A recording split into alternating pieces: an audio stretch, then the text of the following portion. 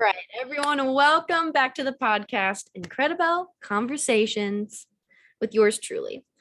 And today we got something special for you. We have a beautiful, amazing Michigander in the house with us today, talking all about the eye, and in particular, the iris.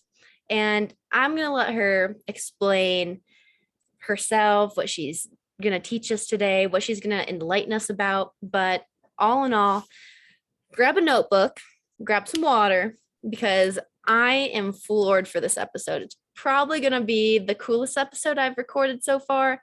And it's really, I'm inviting you to show up with an open heart and an open perspective. Because, if we use some cognitive dissonance, we're going to be able to understand that we may be presented with beliefs that are different than what we believe or know of. And when we just fight that or have straight resistance, that can show us something inside is a little tense. So I'm just welcoming you into this space with that cognitive dissonance to be open, explore, do your own research after you hear everything, and really take notes on what resonates and what lands, because there's a whole new world out there, baby. And we are going to go and explore it. So, Britt, if you would please introduce yourself, tell us all about your life, who you are, what you're doing, and what you got in store for us. I'm so excited. Thank you. So my name is Brittany. I am a lymphatic iridologist, and I'm also a regenerative detox specialist. I got my certifications through the International School of Detoxification run by Dr. Morris, who is a naturopathic doctor and has been for the last 50 years. He's also a master herbalist. He really focuses on regeneration and people that are very chronically ill, and that is how I found him. I was diagnosed with interstitial cystitis when I was 21 years old, which basically means inflammation of the bladder lining.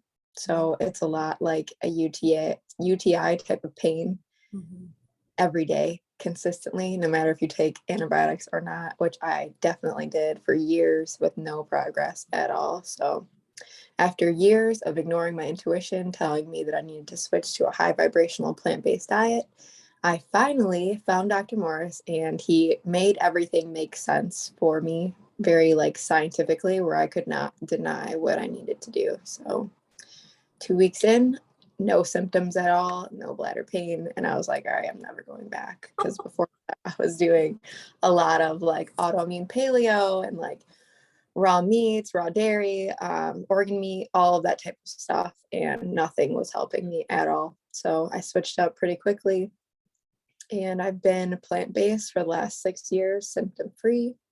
So my goal after going through all of that years of suffering was to make sure that if I can help it, I will not let anybody else suffer in silence or not feel like they have anybody to go to. So I put myself out there on Instagram, Facebook, anywhere I can really get out there to get the message out to people that you don't need to suffer anymore. You can change your diet and have a lot of healing happen. So it's my professional. I'm also a mother of 3. I'm very pro home birth and unassisted free birth. I'm just super passionate about raising kids in a natural way, because for me, if it would have happened for me, being raised in a natural way, I might have not had the health issues that I had. So if I can prevent that for anyone, especially children, that's my goal for sure. It's so wholesome. It feels like a hug. Gosh, I'm so stoked. Thank you so much. And so powerful to go through something that's day in and day out pain. And I resonate deeply with the UTI, yeast infection feeling last 2020. Most of you out there know this, but I went through a year of chronic VV and yeast infections. And after starting finally after 12 months of seeing a doctor who would just antibiotics, like Oprah saying, you get a car, you get a car. It was just like deteriorating my gut lining, and nothing was working at all. And it came to a point where I like had to skip out on a day of skiing.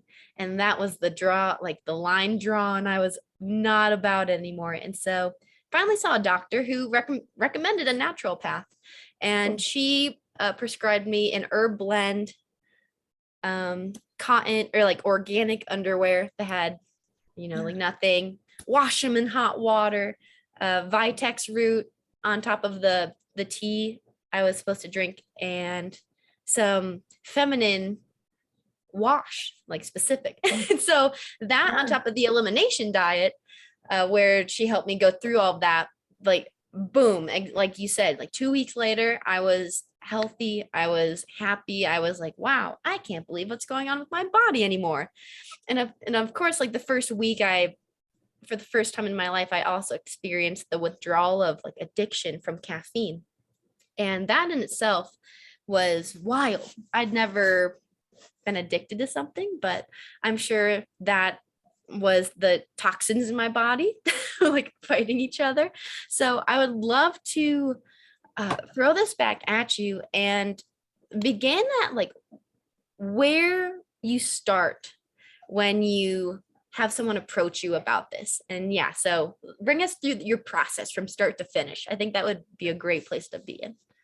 Cool. Yeah. So normally, first thing I like to do is look inside people's eyes. Like I want to see the eyes. I want to see how much is going on in there, because the eyes can tell us a lot. They can tell us the degree of lymphatic stagnation. So basically, the lymphatic system is the waste system of the body.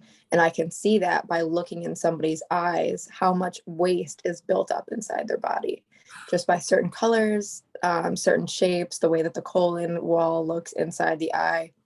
It's kind of like reflexology. For those of you that know about reflexology, the bottom of your feet correlate to different organs and everywhere basically in your body. Your teeth do the same thing. Your eyes also do the same thing. And I'm pretty sure your spine does too. So everything is very intimately connected inside the body. So as soon as we start doing therapies inside the body, it will reflect in the eyes too, which is it's really cool and interesting to see the changes happen. But the very first thing I like to do is look at people's eyes to see what we're dealing with. And then that's even before I ask them about their health history or anything like that, because I want them to see the validity of what I'm seeing. Like I'm calling out all of this stuff wrong with this, and this, and these are things that you've struggled with your whole life. And you're like, wow, how does she even know that? By like looking at my eyeballs. It's so weird.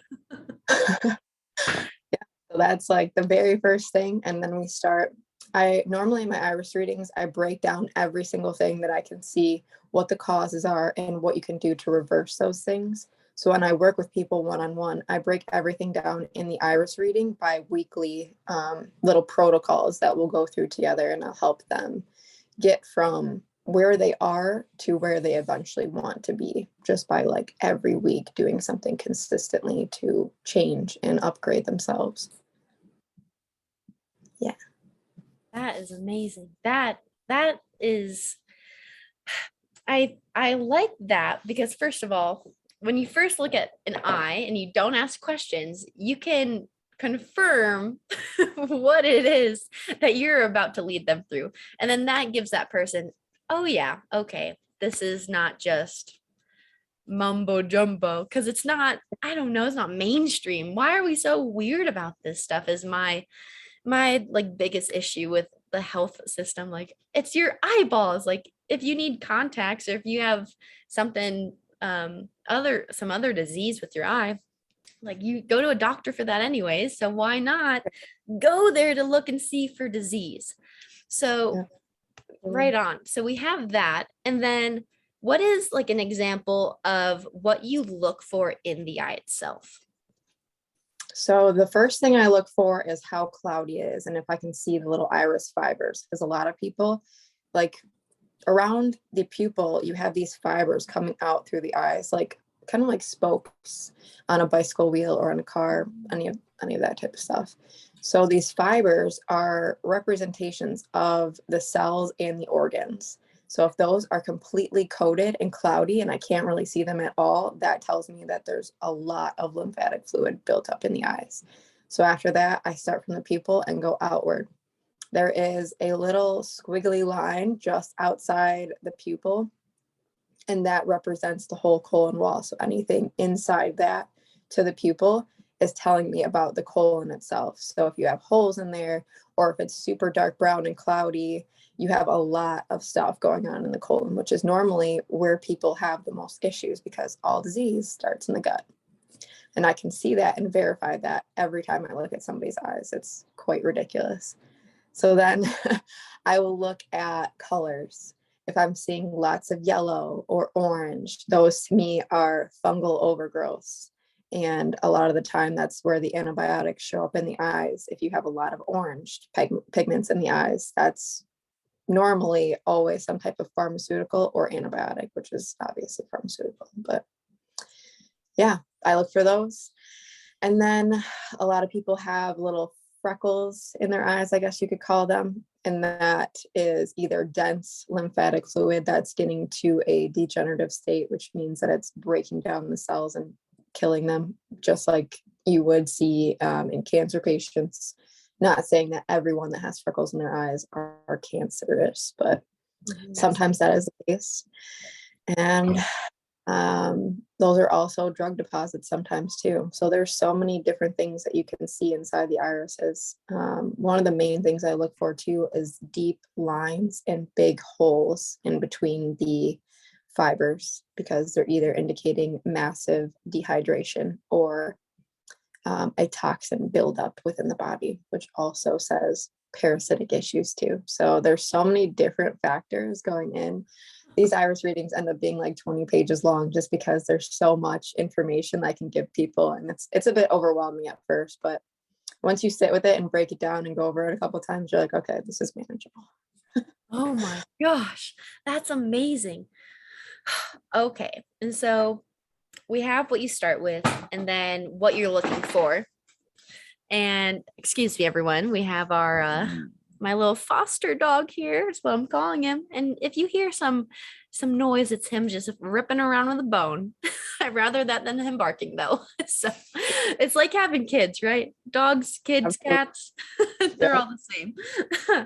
And so I would love to further hear about, gosh, like what are some of the first things that you tell someone to begin that process of healing? Absolutely. So for me, since in my own experience, plant-based diet has been the absolute best thing, game changer for me, I always recommend eat more fruits and vegetables. Like since the beginning of times, we've been told eat a lot of fruits and vegetables if you want to be healthy. And then people are like, what do you mean eat a lot of fruits and vegetables? Like that's all I have to do to be healthy? Like that's what it is.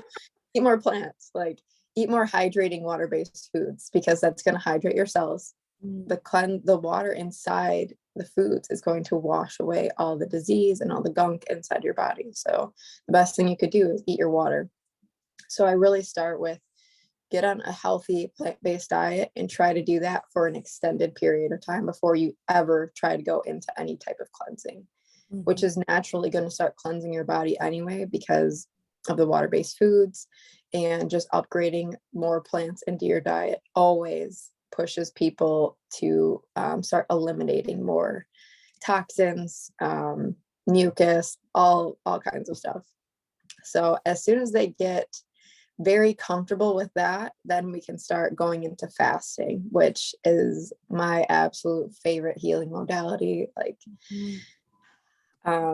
people have been doing it for centuries. So many cultures fast. They have it in their religions. Like every single religion has like some type of fasting that they're doing, or is like a yearly thing where they do a yearly fast. And nobody teaches that in the American culture, like at all. It's like not like we have Lent sometimes, but it's like, oh, I give away video games for 28 days. It's never like I don't know, fasting, like actual fasting. So once they are ready to start incorporating that into their lives, we go through the various different ways that you can accommodate for a fast. Some people would rather do a juice fast than a water fast, because water fast is really taxing on the body, and you're supposed to rest basically all the time. And a lot of people can't do that since people work full time. So that's basically where it starts. Plant-based diet, go into fasting, make it a fasting focused lifestyle where you are cleansing a majority of the time, but you're also taking a lot of time to rebuild and refeed the body. It's super important for the gut microbiome. So there's all kinds of stuff that you can do to accommodate for this type of lifestyle.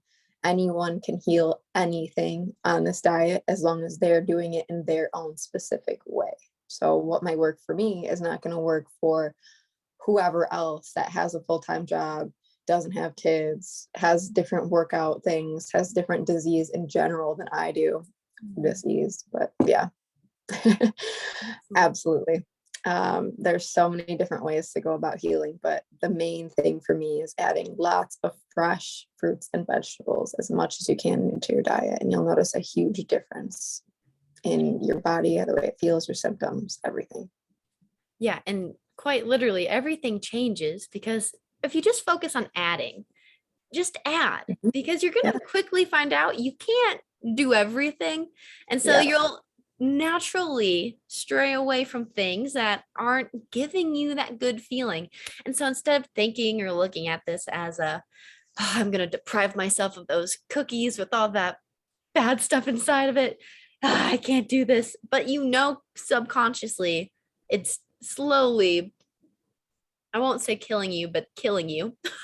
Like it's really funny. And so it's going easy with that. And I think that's such a great message to start off with, is like, just get your eating right first. And absolutely, it's so simple. Huge. There's so many people that want to jump straight into cleansing just from a standard American diet, like eating all types of crap, fast food, all that, and then be like, I'm going on a juice fast. And I'm like, all right, that's not a good idea, but go for it. Yeah. No. And then you have that experience, and then you have all these cravings, all these withdrawals, all these wanting feelings come up, and then you break it, and then you're like, oh my gosh, I can't do it. It's impossible. And then you have that mindset already, and it's built in your brain. You're like, no, no, no, no. Just go slow. Just like you said. And what I really like to think about is like the word breakfast. It's everywhere these days, but it's literally break fast. You're breaking your fast. And another way to look at it that I enjoy is like, don't look at it as like this window of not eating. Just look at it as the window where you get your meals in.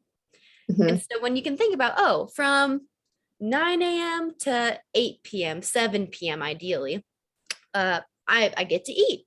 Cool. And then have meals that support you. Yeah, absolutely.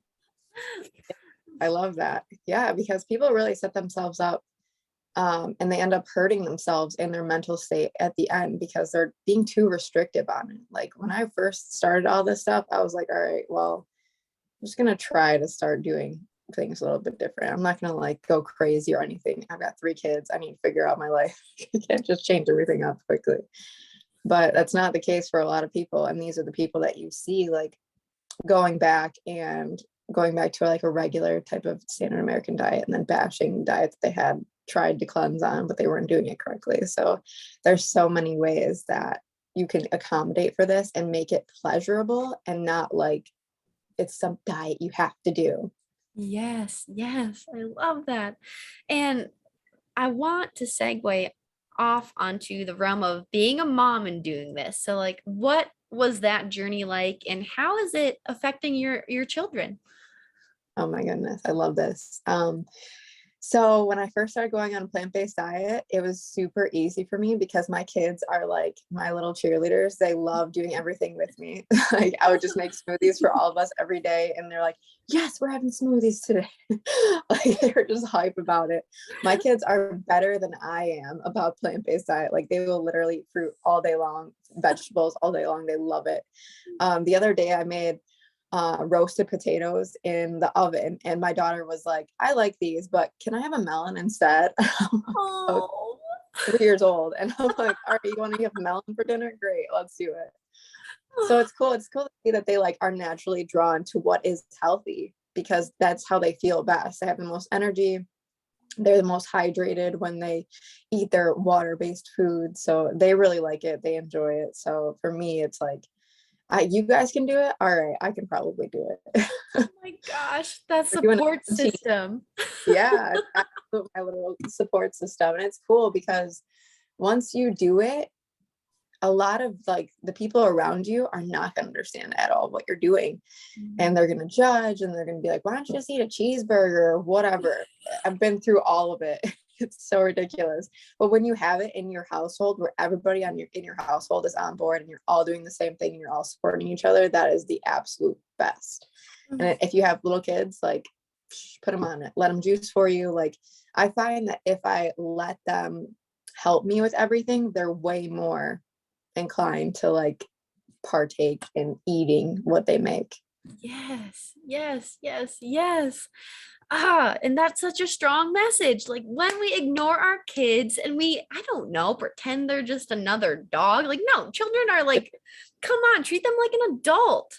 Like there's a fine line here, and they deserve to feel like they have some sort of responsibility and some sort of power, because it gives them that confidence. And gosh, just like looking back at how we were all raised and like the happy meals, that thing's the opposite of happy. I can't tell you how many times I'd go home feeling very terrible after eating one, not so happy anymore. But it's all the marketing and the fad, and of course all these things came through when like basically the Great Depression, or like things were going south and we needed things that were cheap. Okay, well, that was great for then, but how many years have gone by since then? And so I think about that, and it's almost like, to me, wanting to like make fruit and vegetables more accessible. And I guess the way we can do that is by teaching people how to have their own little greenhouses, how to go seasonal fruit and living that way. And I'd love to hear if you have any insight there with the seasonal eating, if that's something that you guys practice, or if it's kind of like whatever fruit we're feeling. Absolutely.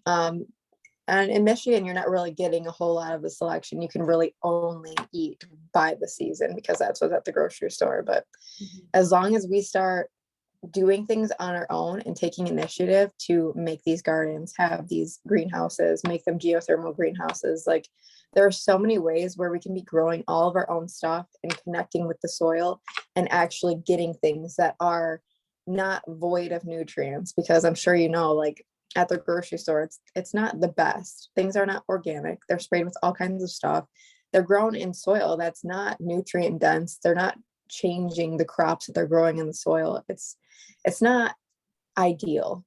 And if we can start now and teach our kids, teach ourselves, really, because none of us like grew up knowing that. A lot of us didn't. I definitely did not grow up with like any kind of garden or like farmers or anything like that. It's huge because the kids are only little for such a small amount of time. Like I've been parenting for almost a decade now, and it's like, what? But this is like, I only have like 2 decades really to set them up for being adults, and then they're going to be adults for the rest of existence. So it's like, why would I not treat them as if they already are like small adults? Because they are. Like, I need to give them tools to be able to do things on their own, like when that time comes for them. So as long as they're here, they can be helping me do my adult stuff. It's all for everybody. I love that. Oh my gosh, yes. And a lot of like my information on like the death of soil basically right now, I find from Dr. Zach Bush. I'm not sure if you know of him or not, but he is fantastic, and he's really working hard. And because what was it? He was a medical professional in the system standardly for so long until he found out a way to actually help cancer patients. And then he brought that information to his professor, and he got shut down.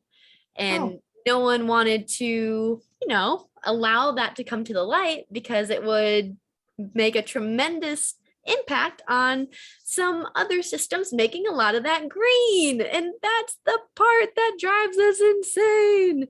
And so it's a vicious cycle.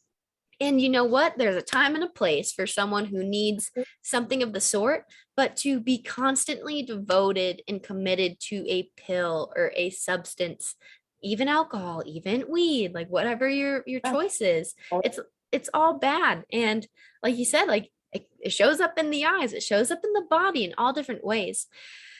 And to just spread this information, and this is where that cognitive dissonance comes up, my friends. Just open perspective, do your own research. Zach Bush, great doctor, go check him out. But like, there's so many people out there that are coming to the light and saying, hey, there's other ways of doing this. And who knows what's going to happen in our system, but what if we got cut off from grocery stores? What if we got cut off from electricity? What if, what if, what if? And yes, they're what ifs, but they're powerful what ifs.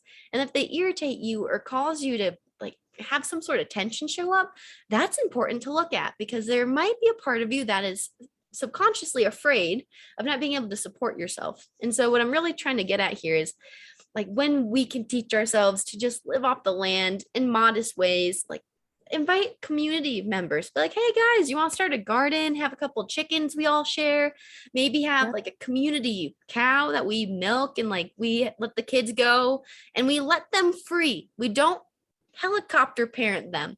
I'm as a what's it, like an old retired ski instructor, I'm like, that's where it comes from. It's like watching parents hounding their children and not letting them out of their sight, when really, if we can trust our children, show them we trust them by giving them support, freedom, distance. Like, you're 20 feet away from me on the beach, I still see you, but I'm going to let you do your thing over there.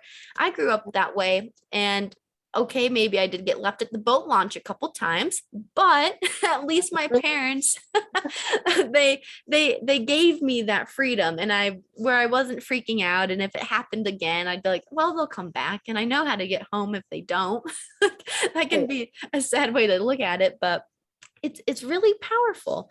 And so I really thank you for being a parent, stepping into that and really encouraging that and sharing your message, because it's quite literally vital for us to know. It is. It's kind of cool too, because in my community right now, I have like a small homeschool mom group, and we allow our kids to just like go out, hurt themselves, make mistakes, like within reason. Obviously, we're not just like, hey, go have fun, like kill yourself in traffic. No, not like that. It's like we're allowing them to just like have the freedom to make mistakes as children. Because if you don't learn how to make mistakes super young, when you get older and you've never made mistakes, you've never broke a bone, you've never gotten hurt, any of that type of stuff, like what's going to happen then? Like, you're really going to be hurt.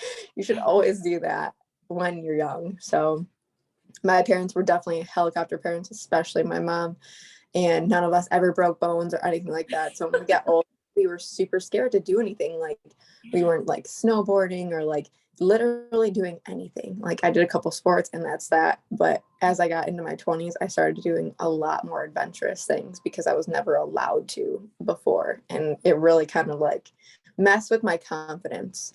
So that's something that's huge now that I do with my kids, is I allow them to just like do their thing. And once they fall down and get back up, it builds confidence every time. So when they fall down when they're adults, like they're like, oh, okay, I just got to get back up. It's not a big deal. Yes. And how old are your three kids? So my son will be 8 next week, my oldest son. My middle son is 5, and my youngest daughter is 3 years old. Oh, the perfect. Yeah, they're in really good space. I really like their age difference. They're all pretty close in age, but they're not close enough where it's overwhelming for me. I did have 2 in diapers at one time, which was like, but we got through it. Nobody's in diapers now. Like, great. I love that. And I want to have you share your experience with home birth. Cool. And whatever comes up for you, I won't even continue on. I love it. No, not that you won't continue, but yes, I love anytime anybody wants to ask me about birth, I'm like, yes, it's like one of my most favorite subjects. So my first birth was in a hospital, totally normal, got an epidural, had a catheter, all the things, took 13 hours of like I'm not like, I'm just laying here in this bed. Somebody's telling me, hey, you should probably try to push now. Like, okay. So whatever, came out. He was perfect. Nothing's wrong with him at all.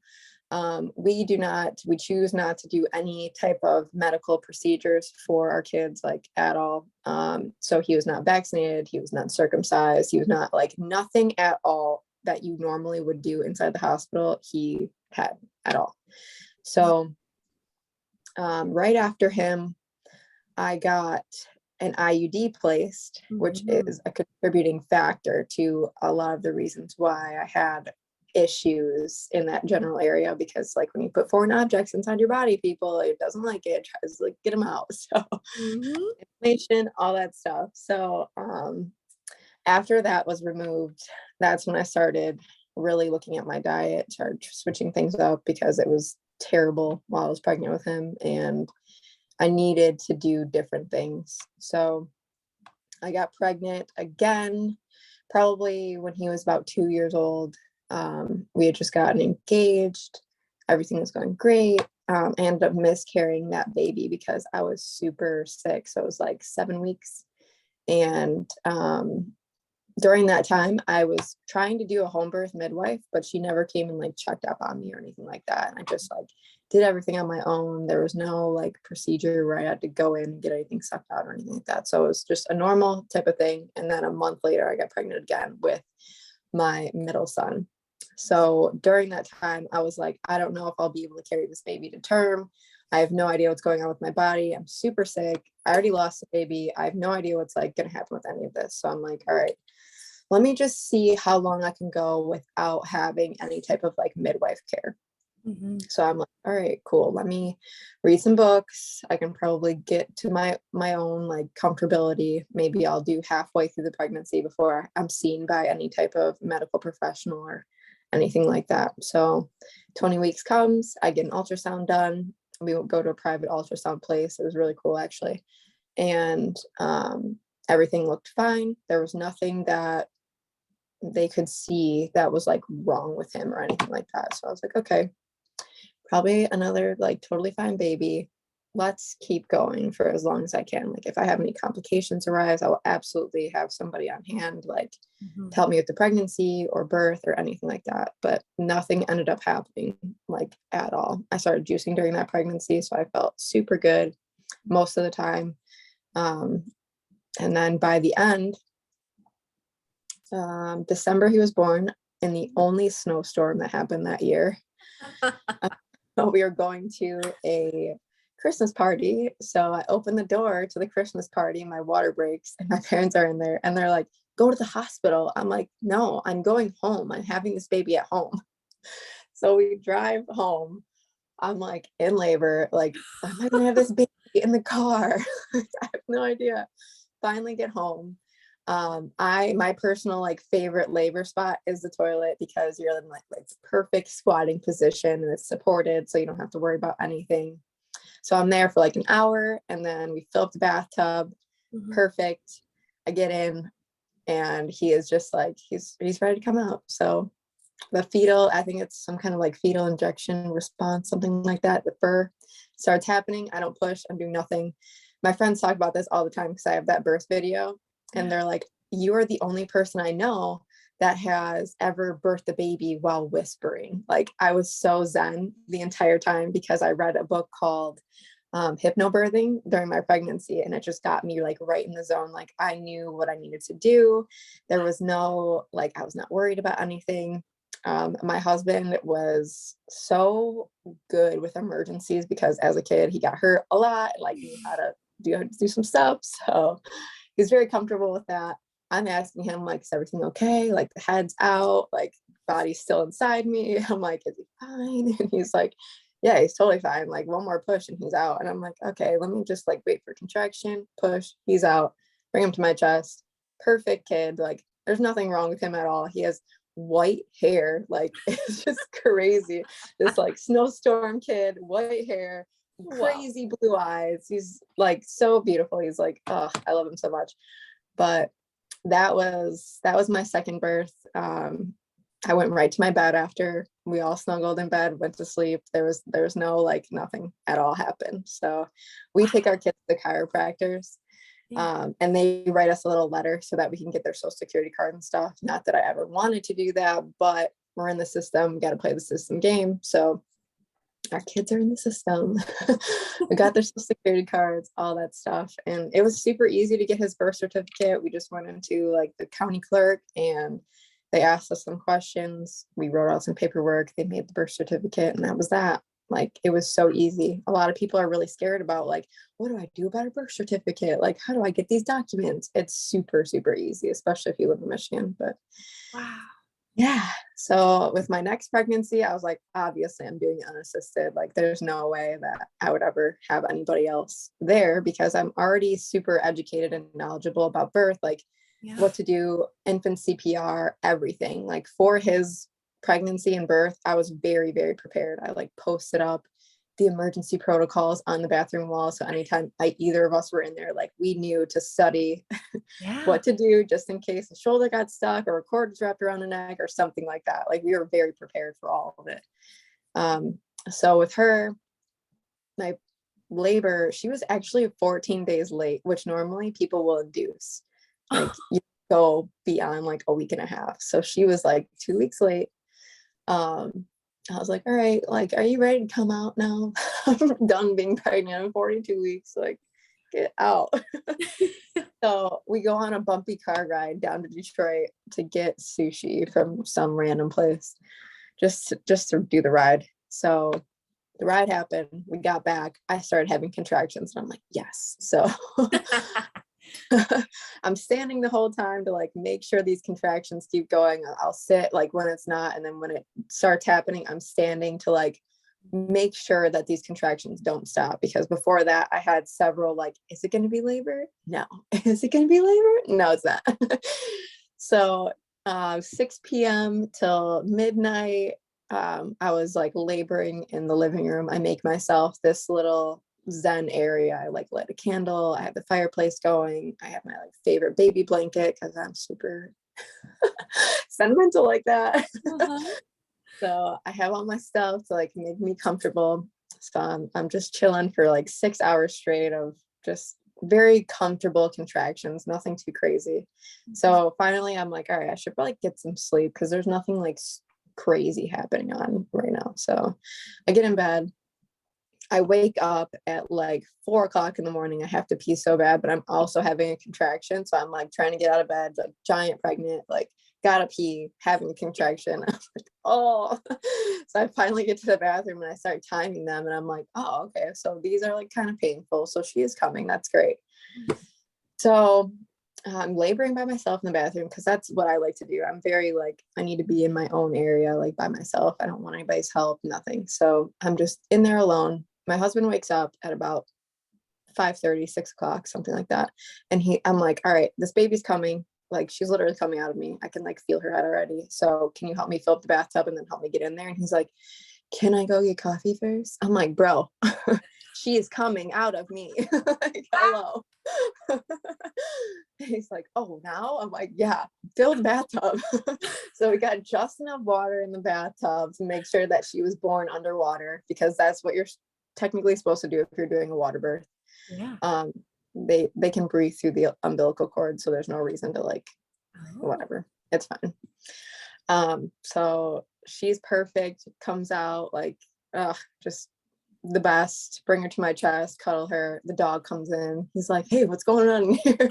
My old comes in. He's like, Mom, that's the baby. She came out of you. I'm like, yeah, dude, like she's here. He's like 3-4 years old. And he's like, Mom, she's so pretty. I'm like, yeah, she's great. Yep. So after that, I have to like deliver the placenta, and it took like a longer time to come out. And I was like, this is kind of weird. Like maybe it's like stuck in there or whatever. So I'm like pushing on my belly.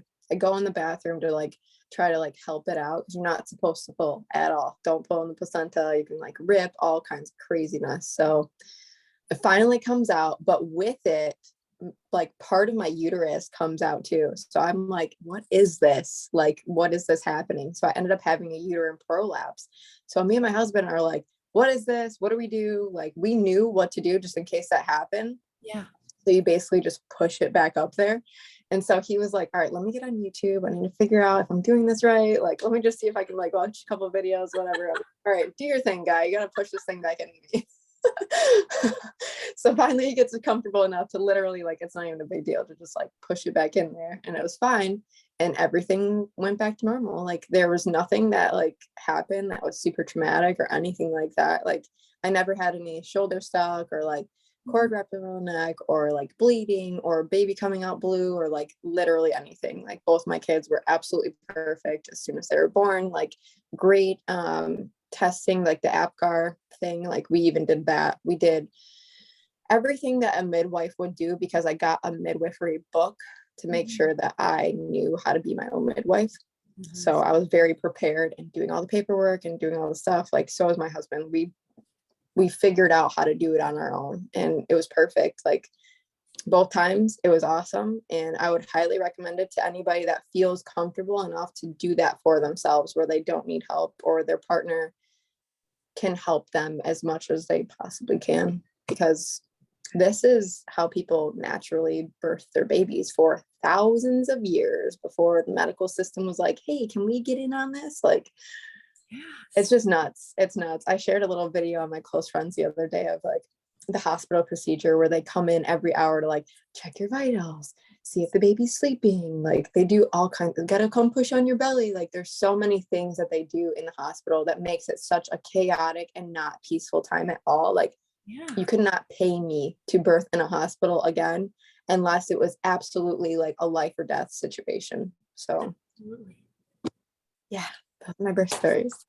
Holy shit. I love them. When I get pregnant, I'm coming to you. Yeah. Oh my I've God. had so many, well, I've been at so many births too, whether it's for like photography or just like being there for like support doula type stuff. I love it. It's the most absolutely like honoring thing ever to have, like, to be in attendance for somebody's birth or to help somebody like have enough confidence to birth on their own and like do what they were meant to do as a feminine woman. Like, how crazy is that? Most awesome thing we can do ever. Yes. Everyone that has a vagina and wants to give birth, do it on your own. Yes. Love it. Yeah. And if you can't do it on your own, do it at home at least. Like, have a trained midwife come in and just like watch you. Because most of the time, if you pick these older midwives, they will be completely hands off and let you do your thing and just be there as the person that, like, just in case something happens, I know what to do. I'm prepared. I can help you out.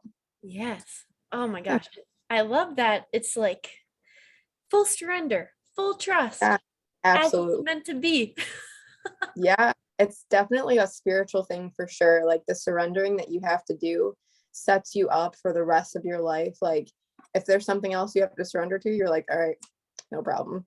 Like, I just surrendered to 2 children trying to like craziness like out of my body. Like, Yes. Wow. And then, so you started juicing with the first one, and then you were completely in your power with the other 2, like doing your thing completely. yeah. Wow. Absolutely. Yeah. That to me, just like, yep, that Yeah. correlates. That makes sense. And Yeah, like, I'm my own doctor for my healing, and now I'm going to be my own doctor for the next stage of what's going on in my life. And I feel like that's super important for everybody to do, is to be their own physician. yes. Nobody knows your body better than you. There's not a doctor out there that you can pay enough money to be like, what's going on inside me? Like, you got to tune in. You got to know for yourself. And what has helped you the most in that tuning in? Like, what was your experience? And of course, everyone out there, your experience will probably most likely be different. And yeah. So for me, I wanted to start, before I ever started trying to heal myself, I really went on this like meditation. I wanted to get my mental health really straight. My ex-husband, the one who helped me with all the birth stuff, all of that, he was very into martial arts. So he taught me how to feel energy, how to meditate, all of that type of stuff. And I'm like, all right, cool. I want more of this. Like, I'm hooked on this feeling. I'm hooked on that inner peace. Like, I need to figure out how I can do this in my body. So every time I would meditate, I'm like, how can I go deeper into this? And I kept getting the message, high vibrational foods. And I'm like, okay, but what does that mean? Like so many times. And it like I would just look it up on the internet. After I would get the message, I would look it up on the internet and I'm like, okay, vegetable foods, like what is this? And it would always be like fruits and vegetables, fill your life with fruits and vegetables. I'm like, okay, I'll do it. So I started doing that, and then it definitely felt like a higher power, God, like all of that type of stuff. Anytime I would do anything, it was always like, this is what I'm supposed to do. Like, this is what I'm called to. This is the way that I feel. And tuning in was super easy after I surrendered to the fact that I didn't know what I needed to do next. And I'm like, all right, I'm asking now, like I'm putting it out there. What do I have to do? And I kept getting this, like, I was just interested in vegan and higher all plant-based and raw food diets and all that stuff. And I'm like, okay, maybe that's what I need to do. I resisted it for literally 5 years. I resisted going on a plant-based diet because I'm like, no, I really like animal products. Like I love eggs. I love eating natural like foods. I love going to the farmers market. I love going to the farmers that like do their own humane slaughtering, like all of that type of stuff. I loved it. I was super into it for a really long time. And then my body just did not want it anymore. So I was like, all right, well, you know what's best, I guess. Yeah. I finally let it take over. And I was like, oh my God, why did I not do this sooner? Like I'm literally kicking myself because I'm not paying attention to me. So that was like a huge thing. Like a lot of mothers don't give themselves time or energy like for themselves ever. Everything is always about your family, taking care of kids, taking care of your husband. Like you're the absolute last person. So as soon as I started to put myself first, everything in my life changed. It was insane, but it all ended up being super positive. So yeah, listen to yourself. Always. Every day. And I love that, like it's not that you didn't want to eat the animal anymore. Like Yeah. you're doing the things, the humane slaughter, the farmers, the local, the everything. But Yeah. the body, it's always going to know and it's always going to guide you. And every time you ignore it, something will happen to slow you down or to Yeah. bump you back or to make you stop so that you can freaking reflect and review it and just go, all right, I will try. And right now I'm reading The Sedona Method by Hale Dowski. I'm not sure if you've ever heard of it, but No. it's a phenomenal so far. I'm chapter 3, but I'm hooked. And he talks about how we have such a hard time as a species letting go because of our pride. Like we're so prideful of the story and we're so prideful of who we are because of that story. And without it, who are you? Like Exactly. who are you going to be? Yeah, there's so many times in my life where I've been like the detox lady, I've been this type of lady, I've been the mom, like I've worn so many hats. And lately I'm just trying to take off all the hats and I'm like, I'm just me. There's no label like at all. I'm just like, this is who I am. So that's huge. Everybody wants to be, it's like ego, like everybody wants to be known by a certain label. They want to fit in, find their tribe or whatever. Like it is what it is. But as soon as you do that and you find this, you're like, wow, there's no need for me to even do that. Like I'm still me at the end of the day. Yes, exactly. Oh, I love this. From eyeballs to sing to food to home birth. This is the best. So great. I love it so much. Oh, and this is the best thing. So I saw the other day, you posted on your Instagram. Everyone will have all her information, Britt's information in the show notes. So you'll be able to find her, get into her space and pick her brain like I am. But the blue and brown irises, tell me more. I need to know this. So typically everyone that has lighter colored skin either has blue, green, or hazel or brownish type of eyes. But any of those eyes that have any blue or green or even yellow hues are true blue, and they just have lots of lymphatic fluid crusted on inside their body, just layers and layers and layers. So they look a darker color. There's been so many times where I have clients that go through the detox process. They start with like basically brown eyes. Like I had brown eyes at the beginning of all of this too. I was born with brown eyes. It even says it on my like license, all of that. And now my eyes are starting to get to the point where you can see so much more blue. And I'm like, there's no way I was ever having true brown eyes, because true brown eyes don't change. Like they get a little bit lighter after you clear out some of the chronic and degenerative lymphatic fluid, but they don't change to like yellow or green or blue or any of that. They're just brown. They're straight, either dark brown or light brown.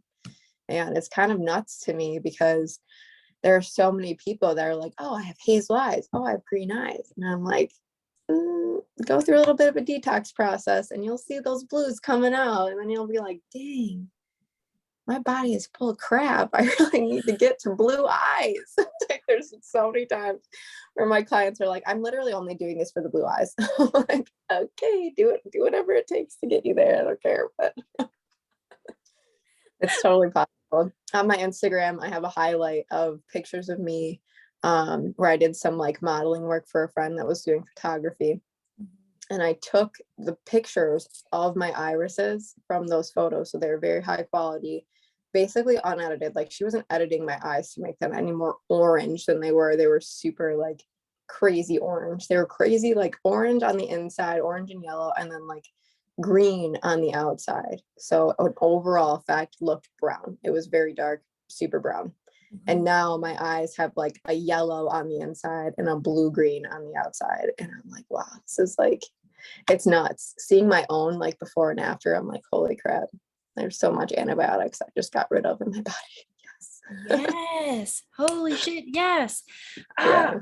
Oh my gosh. And I know that you're super informed on detoxification and you talked briefly about it, but like what would be a very easy way to go through that? And like what are you looking for?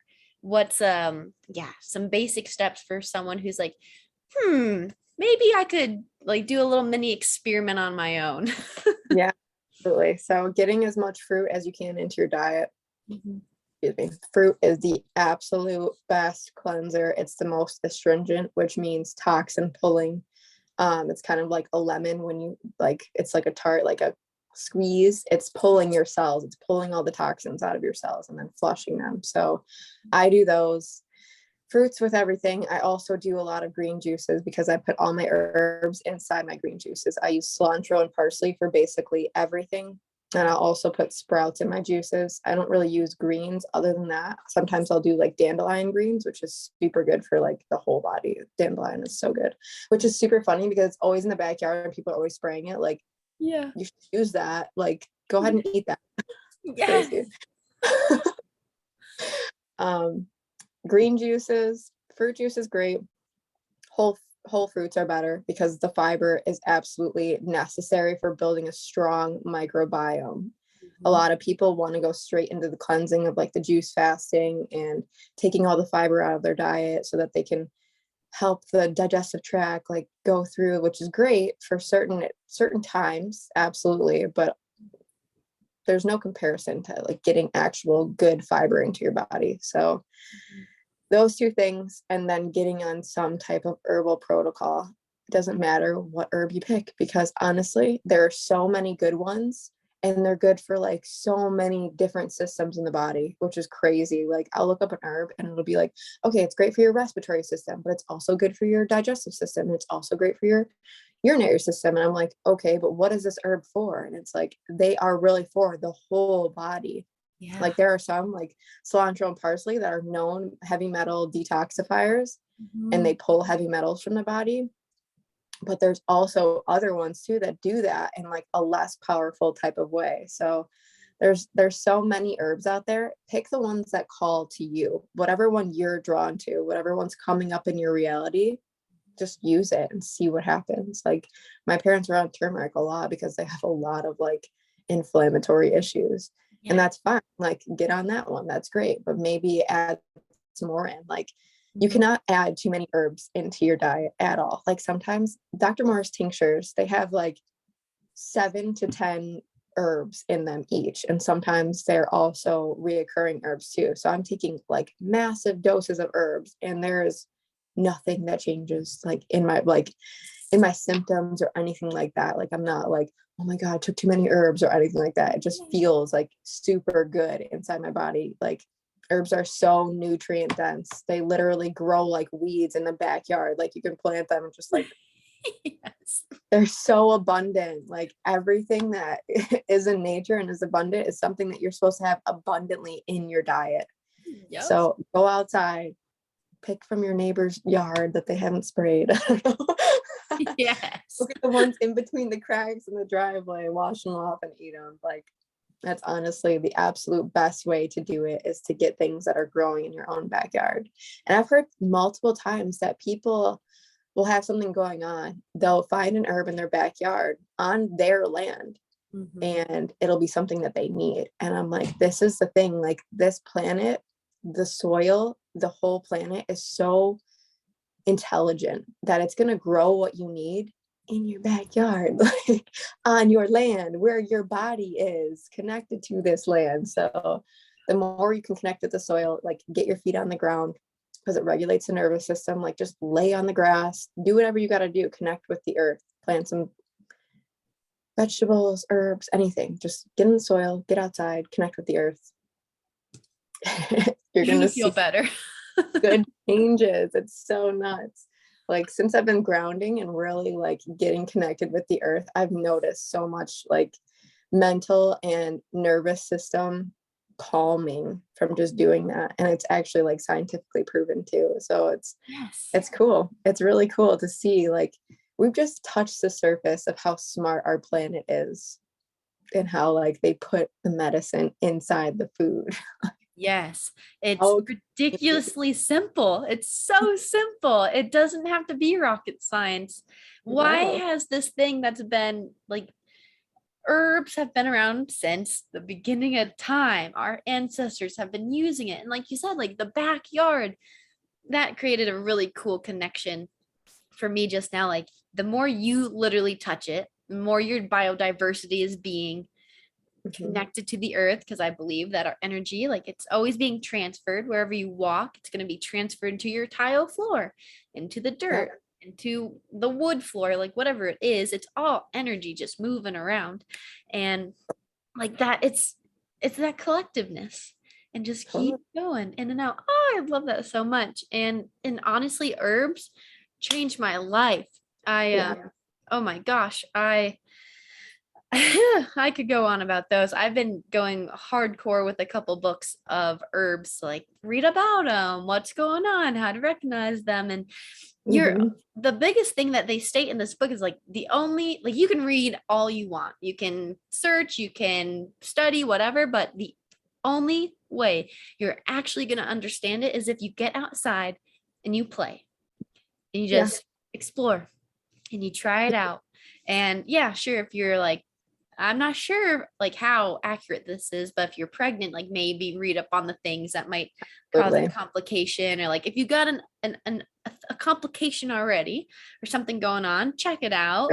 Have a little, you got the freaking metaverse in your pocket. You might as well just whip it out and just do a little quickie on there. Don't believe everything you read, but guidelines, right? And yeah, it's just incredible. And it's like one of the things is cow grass. Dogs who go outside and eat very long, like I think of them like a palm almost, but they're not a palm at all. It's just cow grass or couch grass.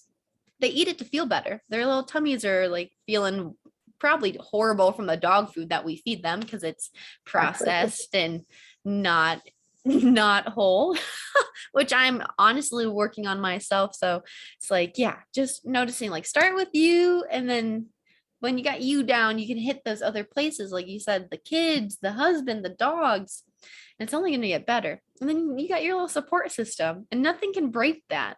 And why should it? Just invite the people to your party. And I would love to hear like how you got your community together, like your homeschooling team, and like the women who support you in that.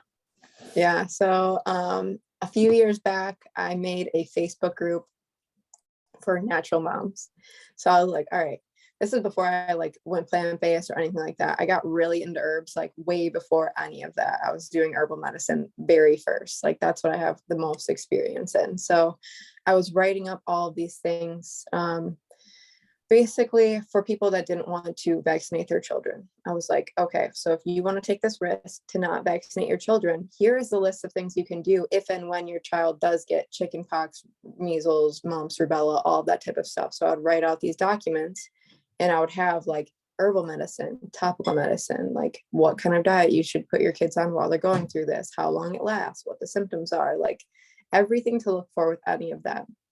So I started this group, and it was first just like a few local moms, and then everybody started adding their friends. Like this person added these people, this person added that person. So it just became like this big group of like 1,000 of us in like Michigan mostly, and then some surrounding states too, that would just post like, my kid has this rash, what is it, what do I do? And it was like every single day of like, my kid's doing this, like vaccine injury. Like there's so many times where I'm working with people and to like help their kid detoxify metals, like so many things with just what the normal stuff that parents go through, like ear infections. Like there's so many little things that kids get that they have to experience while they're young, these like little childhood ailments. So through that, we all started like meeting up and having like play dates when the kids were super young. And now we have a group of like 6 to 7 women, and all of their kids, they have in between like 1 and 4, 5 sometimes children. So we all just get together and do these like homeschool Tuesdays, where it's the majority of them are around 5 years old, but it ranges from like my son's the oldest at 8, sometimes there's even like 11 or 12-year-olds in there. And we just do everything like based on their ages. So it'll be like starting off at 5 years old, but like the 3-year-olds can do something a little bit easier, and then the older kids will do more challenging stuff, and the really older kids will be the ones that take over the teaching of the younger kids. Wow. So it's cool because we're preparing them at every like different age to do something like more age appropriate, especially for the older kids too, because they're already doing like their school, and then they come to teach school, which is cool because it's like show all these kids what you've learned. And it teaches them how to teach and how to show people like how to learn, basically. Because if you know how to learn, you know how to teach. And if you know how to teach, you know how to learn. So super fun. Anybody can really do that, getting a Facebook group together. For me, I was one of the first in my age group, in my class at high school, all of that was really into natural stuff. So I would always be posting about all kinds of stuff all the time. Like, you know, your Facebook friends from high school and stuff, like this is my propaganda I'm putting out there all the time. Like, you can heal cancer without chemo. I would literally piss people off to the point of like, they hate me, they unfollow me, they unfriend, whatever. That's fine. But I actually got through to a lot of them. And now those people have become like my best friends, where I've showed them how to like live this natural lifestyle, and they believe in it so much that they have taught their friends, and their friends have taught their friends. And now we all are just on the same page of like, after government, like, we don't need to like do any of the stuff. We don't need to put our kids in like government programming and like all that type of stuff. So we're going to do everything ourselves as much as possible until we can get to the point where we can start doing basically everything on our own. Like that's true self-sufficiency, and that is what creates power for the people. So if we're talking about times being crazy right now, just wait, because they're not going to get like really any better at this point, like especially after they've seen what they can do, what kind of power they hold over people with all of the pandemic type of stuff. So it's pretty important for all of us to be as self-sufficient as possible, just to have your like backup plan.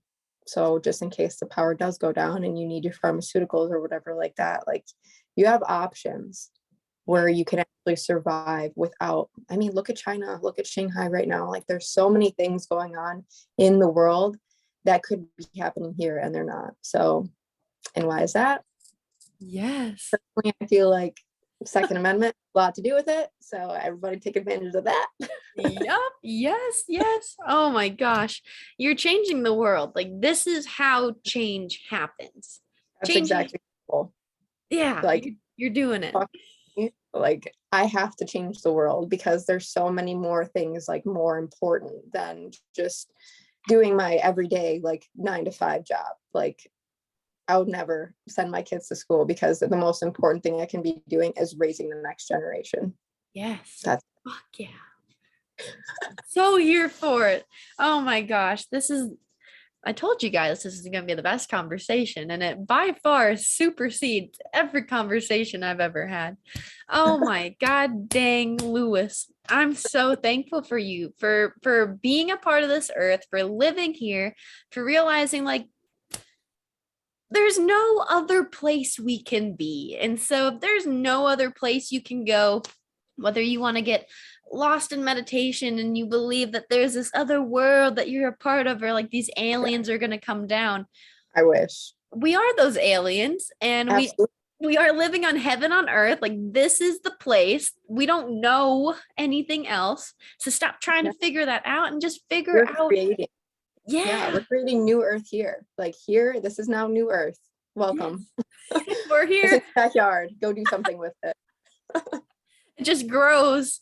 It's just being regenerated. It is all for us to take and to learn and to use and to support and to commune. And that's the biggest piece that I have taken from everything that happened. It's the stripping of community that we went through and now reintegrating and really solidifying what that means and how we can support each other, because that's just the purest thing. That's the purest thing. When everything shuts down one day or something's not available, who else are you going to have? A neighbor, a friend. Yeah, people in your proximity, like people hopefully with fruit trees, or can teach you how to can, or teach you how to like start a fire, or create, I don't know, a solar power or something so you can live your life. It's just crazy, like thinking about all the things that people used to have. Like our grandparents used to live off the land, like great grandparents probably live off the land and do everything themselves, and now we've completely lost that because why? Like the internet, things are just given to us and we're not actually taught actual things that matter. It's just it's crazy. Like all of us are just on TikTok like, oh, let me just learn a dance. Like maybe we should learn how to can some food so you can freaking survive. I don't know. Yes. Someone should make a canning food dance to make it entertaining enough to keep the 7-second attention span attentionable and like focused on that. Yeah, no, I feel you. And I feel a lot better after our conversation. So thank you so much for just being you and being here and living in your power and speaking to these things that people want to just disregard. They deserve time and they deserve energy and they deserve your attention. They really do. That's like, I feel like that's a huge part of my calling, is just to validate people that are like us, that know these things, but the whole society is like, we don't need any of that stuff. Like, yeah, we do. Like everyone needs it. Very fast. It's all happening very quickly, and it's not to be afraid of. It's just be like, okay, let's make this popular. Let's make it cool. Make it cool to do things holistically and healthy and real. Yeah, seriously. Like, just real reality. Like, don't be afraid to look the person in the grocery store in the eye and smile at them. Like, open the door for people. Like, just do courtesy things that you would do for people you love, because we're all one person at the end of the day. Consciousness for sure. And it's crazy to think about like the amount of connection that happens just in this planet in general. Like everything is truly connected. It's just nuts. Yes. Yeah. Oh, one thing I wanted to mention, I'm reading this book called Return to Nature by Adolf Just, and this was written I think in the 1800s or 1900s, before any of the Rockefeller type of stuff started happening. It is the absolute best book, and I'm on the chapter right now where he talks about the earth and dirt being the absolute best thing for healing. And I'm like, wow, okay, so we have all these clays and we do mud baths, and this is like validating for me, like, okay, that could be awesome. And he's like, the best thing that you can do is to like grow your own food, touch the dirt, and then like don't wash it all off. Like Yeah. put it in your juice or like consume some of it. And people are like, oh, I'm deficient in B12, blah, blah, blah. Like, where do you think that comes from? It's a bacteria that's from dirt. Like, you need dirt. Put it on your face. Yes. For Yes. real.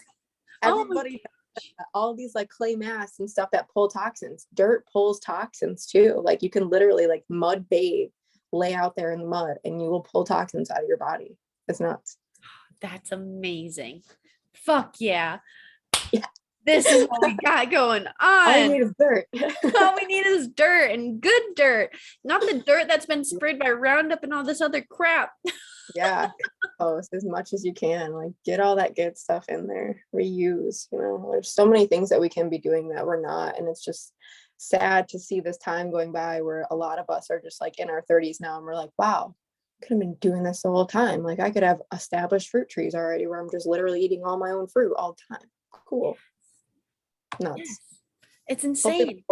Hopefully by 50 we got this going. Yeah, and that's the coolest parts. Like it's all happening exactly how it's supposed to, and it's like these little hiccups are like, but okay, we can start. We're doing it. We're teaching the younger generations, which as a Leo, I strongly believe we got to do it every single day, because without it, oh my gosh, they are our future. They are the future. Like we can do as much as we can, but they are the ones who get to teach the ones below them. And it's all beautiful. It's all so connected. And what did I want to say? What was the bit? Oh, there is hope for our soil. There is a farmer in Mexico. I read an article about this, who bought 200,000 acres of dirt that had gone bad from Roundup and different pesticides being sprayed all over it, and then the rain, and then all the deal. But he ended up healing it. And so I wish I could elaborate on how he did, but he ended up rejuvenating it, healing it, like getting rid of all the toxins from it, and now a beautiful lush farm on 200,000 acres in Mexico.